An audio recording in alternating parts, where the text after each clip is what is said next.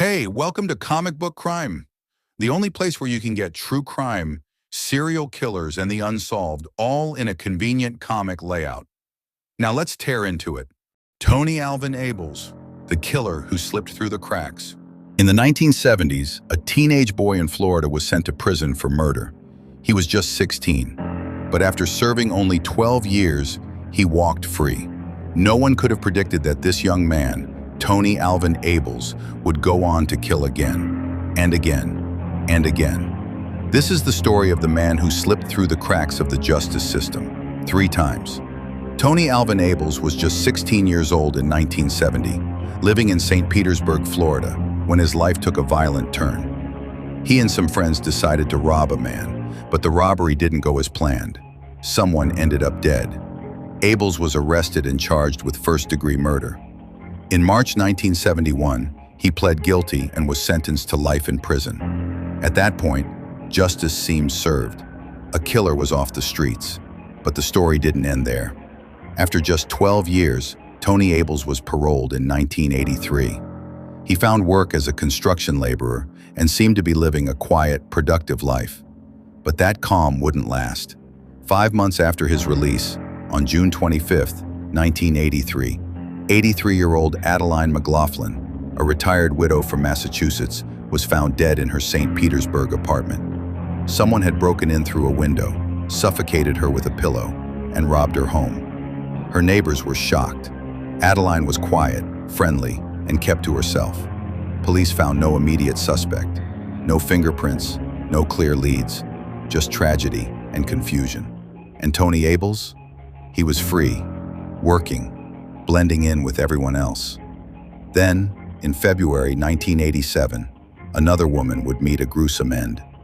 Her name was Deborah Kaiser, a 31-year-old from Monterey, California.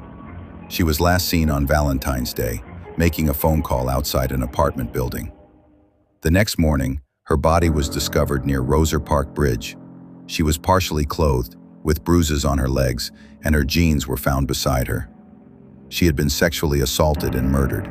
The horrifying twist? Deborah was dating Tony Ables at the time, but there wasn't enough evidence to arrest him, so police let him go. Another life lost, and another opportunity missed.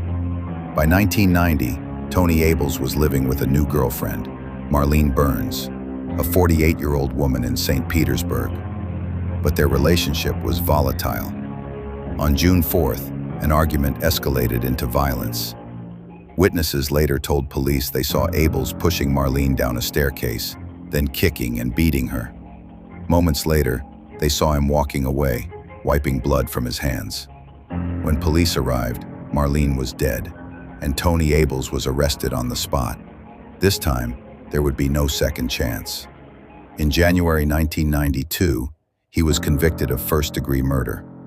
The jury voted 8-4 for the death penalty, but the judge overrode the recommendation.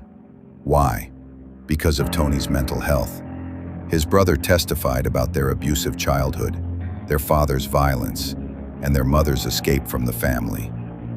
The judge ruled that life in prison was the more appropriate sentence.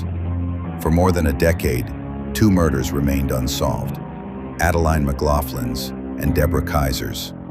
But in 2006, technology finally caught up. Detectives submitted Tony Ables' DNA to the Florida Department of Law Enforcement, and the results changed everything. His DNA matched evidence from both women's bodies. After more than 20 years, the truth came out. Tony Alvin Ables wasn't just a killer, he was a serial killer. While he was officially charged for McLaughlin's murder, he was never charged for Kaiser's, though police closed her case, convinced he was responsible. According to Major Michael Poots of St. Petersburg Police, there's a strong possibility Ables may be linked to other unsolved crimes as well. Tony Alvin Ables remains behind bars today, a man whose violence spanned decades, hidden behind second chances and missed warning signs. His story is a haunting reminder.